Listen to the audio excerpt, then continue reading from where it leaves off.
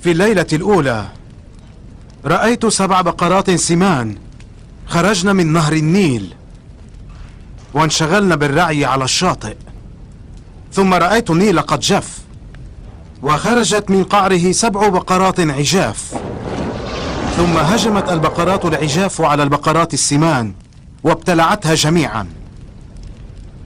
رأيت في الليلة الثانية 7 سنابل خضر ملأ بالقمح، رأيتها وقد يبست ووقعت على الأرض، وذلك بفعل 7 سنابل يابسات. أنا الآن بانتظار سماع تفسيرهم.